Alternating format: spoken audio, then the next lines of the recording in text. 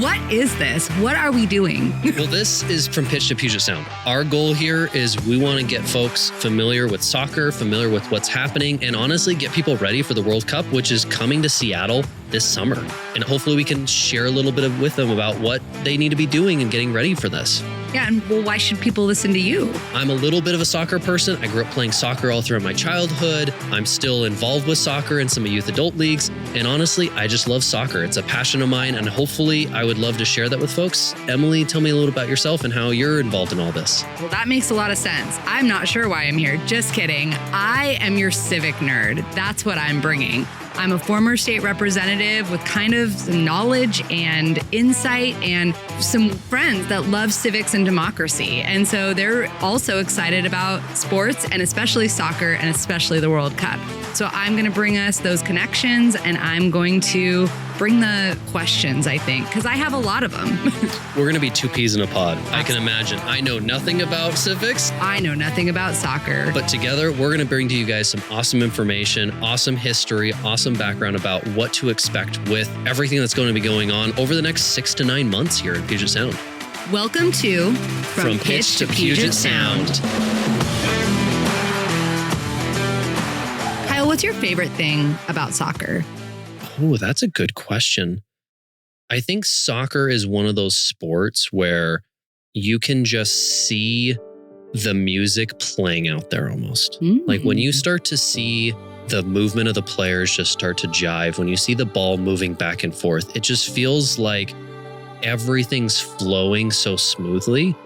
The most recent example is when the Seattle Sounders were playing Atletico Madrid. We went down because we had a teammate from my Madrid office, and she was a big Atletico Madrid fan. And she said, "Hey, can we go to the game while I'm here?" And I said, "Absolutely." And when you watched a small team like the Seattle Sounders going against Atletico, but you saw the teams both playing so well, and you can just see the ball just move effortlessly between everyone. Oh, that was just music to me. I love that part of the sport. I don't think you get that in a lot of sports. Like in football, it's 5 seconds of smash each other and then you're done. In basketball, you have up, down the court, and maybe you have one person that dribbles it for 20 seconds and you kind of just sit there. With soccer, because everyone has to be involved, it's not typically just one person holds the ball. It's just so much of more of an orchestra type feeling as opposed to a one-man show out there, which I absolutely love. Yeah, I was going to say symphony, but exactly. Orchestra. I love that. Yeah. I love that. Yeah. What would be the one thing about soccer that you're most interested in learning about?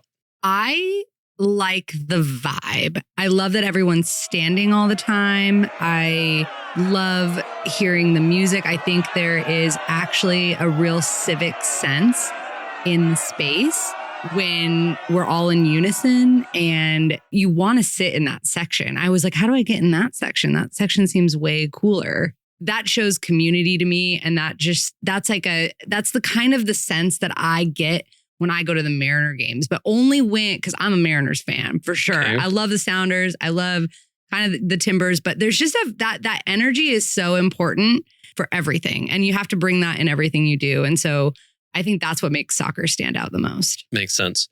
I would say for sure, if you get a chance just to go experience the World Cup, I think soccer in the US is still always growing, but seeing it in other countries, I mean, it's head and shoulders with that community element. My wife and I have had a couple chances to go see soccer games in other countries, and it is fascinating to see the amount of people that just stream into these stadiums. I mean, we were at a stadium in Spain and it was 120,000 people, so bigger than any NFL stadium in our country, and just every person streaming out of the subway station, coming out of restaurants. It was just, so yeah. You just said, I don't even know this team. I don't know who any of these players are. I don't know who they're playing across the field, but I'm in love with just this vibe and this energy that you get. And so I'm super excited because I think the World Cup brings that tenfold. It's unbelievable that amount of energy that you get to feel. Yeah. We went to Brazil and there wasn't games playing, but we did go by the stadium and we saw it. And my husband got a shirt. I can't even remember the team's name, but he wears it. It's black with red, and it has Rio on it. But he was just like, this is cool. And we talked so much about the fighting, and it's intense because Argentina and Brazil already fight already. And so then you put soccer in the middle of it and it's actually kind of dangerous. Yes. Oh my gosh. I had a chance to watch a World Cup game when I was on the travel to the Middle East, which I would have never in my wildest dreams expected to be in the Middle East. But we were watching a game. I think it was between Morocco and I want to say Egypt or another country. And I have no clue about the history of those countries. I'm not going to pretend to be a historian, but the energy, there was nonstop chanting the entire time. I mean, for 90 plus minutes of this game, it was as if they were singing fight songs from my college back and forth all throughout this. And I was like, oh, I thought our Seahawks were loud, right? But we just, we yell at this stadium, but they're singing songs about players. They're yelling jests at everyone. It's infectious. And it's amazing to me how soccer can do that. And again, every other sport has a similar vibe, but there's something unique about soccer. It's almost romantic in a way where I don't know how best to describe it, but I have always fallen in love with soccer. I mean, it's the sport that to me connects communities the most. It's something that a 3-year-old can pick up. You don't need to be rich. You don't need to have a lot of money. You don't need a lot. You can just a soccer ball in an open area and you can kick it and now you're playing soccer compared to so many sports where you have to have X and you have to have Y. So Kyle, I come from the civics perspective, and in all the spaces that I'm in right now, whether it was today in a presentation with King County Metro, everyone is bringing up the World Cup. They want to know about it in every conversation, whether it's transit, transportation, hotels, how are we preparing? What do you as a soccer fan want to know about civics as it relates to soccer here in Snohomish County, in Washington State? How do we make those connections? I think that's a great question. I would say, first off, how do I get to my games on time? Probably the most important question, but I think it's also interesting to understand how much effort goes into this and what it takes to really bring this experience together. Because I think it's really easy for us just to walk into a watch party, to tune into something, to show up at the stadium at day one. I think it helps to have a feel for what it takes to bring this home. I think I would love to hear some of the firsthand accounts of what it takes to organize transportation around this region for such a big event, to understand what it takes to be able to house so many people that are flocking to this state just for this event, to understand what are the complexities of housing so many different cultures all of a sudden in a region where maybe we weren't used to some of those cultures, right? And what has to go on in thinking of all that? I would love for us to deep dive that, not better understand it, especially for someone like me that is nowhere near involved in the civic side of things. It sounds like you have a heck of a lot more experience there. I just hear a lot. That's about it. Now I'm going to ask you a question. Yes. If you were in charge of any of this planning, what would be the number one thing that would keep you up at night? I mean, transportation. I mean, how people are going to get there. That's absolutely what it is. There was a fish truck that got in an accident on the 5. Anything that happens on the 5 starts pushing people into downtown Seattle. You know, the trains will be overloaded. We're not necessarily prepared for what we are about to experience. I mean, we know how crazy it is when, you know, the Mariner game gets out, the Sounders get out at the same time, and everyone's trying to get, well, over here back to Linwood so we can get back to Everett. Don't even get me started on the lines at the light rail, how they're 1,000 people deep. Oh my gosh. Yeah, so that would keep me up. And I think any little tiny thing that can go wrong with King County Metro, with Sound Transit, is going to create some backlog. So I'd love to talk more with people about how they're preparing for that, what things they have in place. I know we're doing a lot, but we just don't necessarily have all of the infrastructure that we need. Well, and because transportation keeps me up, I don't really want to leave my community to go watch these games. Like, I'm not going to battle that, but I want to follow the World Cup. So where do you go? Where is the best place to watch? Where are the places that are going to be prepared for this? I won't say my couch because that can't support 100 people, unfortunately. Honestly, the best places are probably going to be the same spots where you watch any sports game. So any bar, any pub, any dining area that you're used to. I know where I live, we have a great little spot that everyone goes to watch Seahawks games. It's probably going to be the similar spots. So certainly, please support your local community. If you're not going to downtown, go find your community. And I guarantee every spot in your area, there's probably someone that's hosting the games. But I'm sure there are some other opportunities. I know I've heard some watch parties that are going on. What are those? Do you know much about them? Or should we start getting more involved with that as we go throughout this kind of series. I'd love to hear from local businesses. They should reach out to us and let us know how they're preparing and if they want to be featured on this podcast, so we can hear about why we should go to that specific pub, why we should go to this specific restaurant. What are you offering? I'd love to give them a heads up and help get them connected with the community. Learn what they're doing, learn what opportunities they have in their space, why they're the best spot to go, and why their community should check them out, and why some people, from one part of Snohomish County should go to another area to experience this pub or this bar. I'd love to know. I mean, we have some amazing places around here. I was just at McMiniman's earlier today, the Anderson School. It was awesome. Just what a stellar place. Are they going to have a lot of TVs? I don't know. I'd love to know where the best spot to watch is and what food we should order. What's the best beer? Got to get aligned with the country that you're watching for sure, at least at minimum. So maybe we'll do some special segments on that one at some point. Yeah. I want to know the best beer. For these local businesses, I'm not someone that's involved in any business. I'm not a small business owner myself. I have no clue how that world works. Is there something that as small businesses get involved in this that they need to be aware of? Or can we maybe help them as we're talking through this podcast and get them connected with the right larger stakeholders to help them make sure that they aren't doing anything nefarious when it comes to big, bad FIFA at times? Yeah. First of all, I've heard from a few different organizations that are planning to do some really big events and a lot of decorations around the World Cup about how they have to be really careful. They can use soccer, but they can't use FIFA. So you can talk about the World Cup, but you have to be really cautious about using the logo, the name, even using it. I mean, yeah, that's something we should definitely dive into a little bit more and provide some resources for people, because we want everyone to have a lot of fun around this, but also just to follow the rules and make sure they don't get in trouble, and that it's a great experience to celebrate soccer in Snohomish County and celebrate this World Cup.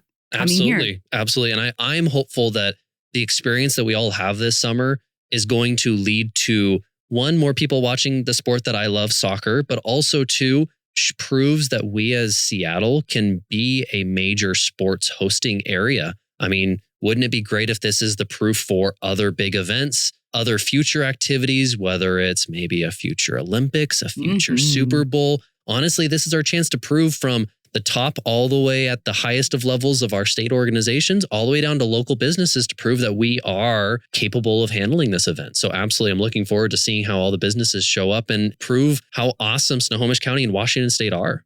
Kyle, so obviously we've established that I'm a novice. I don't know soccer. I don't know why I'm here, honestly. So what do I need to know? What do you need to share with me to get me excited about soccer? And why is it so important here in Snohomish County, here in Washington? Why are we like the soccer capital of the country? It's a big statement, but I'm going to say it. Why? Prove it.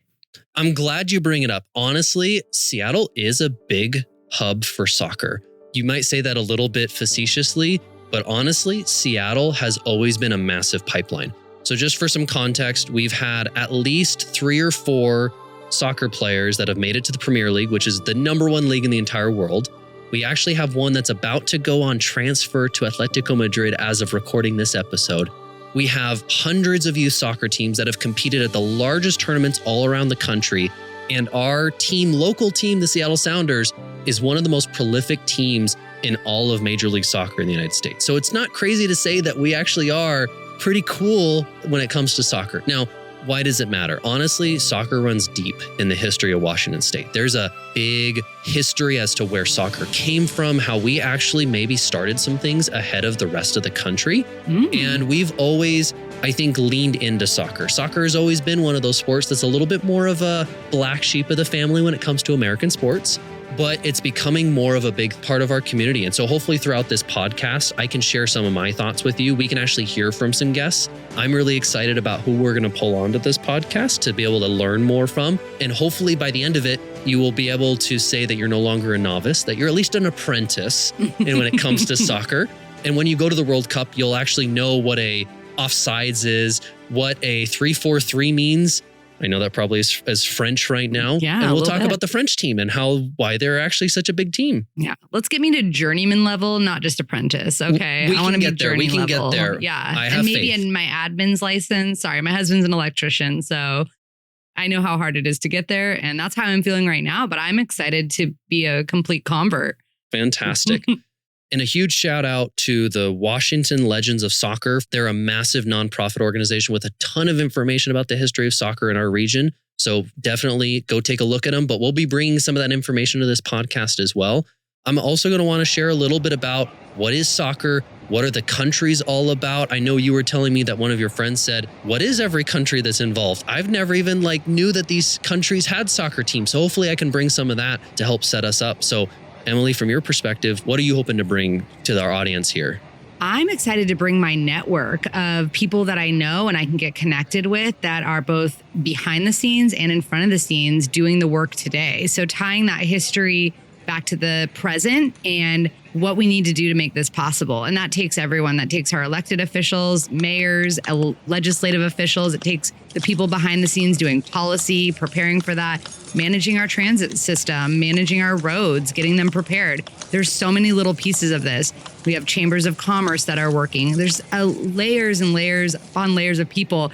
Every day I hear talking about the World Cup coming and stuff I didn't even think was connected is actually connected. Everyone is talking about this. Everyone is excited. Everyone wants to know more. And so there's tons of people. We're going to bring in those interviews with the people doing the work right here on the ground and find out some interesting information so that everyone can be super prepared for this to happen. Whether you're going to come to the games or you're just going to enjoy all of the people visiting, there's opportunities. That sounds fantastic. And I'm sure our audience is going to have more questions than we can ever think of. So certainly, audience, if you have thoughts, things you'd love us to dive into, dig into, reach out to us. We'd love to get your thoughts on what things you want us to give you, because what our goal with this whole podcast is to help you all, as well as ourselves, get ready for this World Cup, because this is going to be a freaking awesome experience. Tell us what we need to know. Honestly, so I'm really excited about what we can bring to the audience. So certainly you guys let us know what you're looking for, and we want to help you guys out, because that's the whole goal of this podcast. This is meant to bring Snohomish County into this journey that is the World Cup. Yeah, this podcast is for you and we're here for it. Fantastic. Next episode, we're going to give you a little tasting of the history of soccer here in the Puget Sound and Washington State. And we're going to cover just a few of the things for you just to get a feel for why soccer is so important here. And I'm going to talk to State Representative Julio Cortez from the 38th Legislative District, the person who raised their hand as fast as they possibly could to be on the committee to help set up for this event. So we're going to hear from him, everything that they're doing to prepare, all of the cool insights that he has, and what he's looking forward to. Every episode, we are going to give you action items for that week, for that month, everything that you can do to prepare. Today's action items are easy. Like and subscribe to our channel. You can also sign up for our newsletter using the sign up in our show notes. And as we go forward, we're going to be diving deeper and deeper into history, civics, all sorts of different topics on our podcast. So definitely be staying tuned, because this has been From Pitch to Puget Sound, presented by Snohomish Podcast Network. I can't wait for these history teasers and to dive more in with all of you. We'll meet you back here on the pitch. What's a pitch? Quick note, this podcast is independent and not affiliated with or endorsed by FIFA or the FIFA World Cup.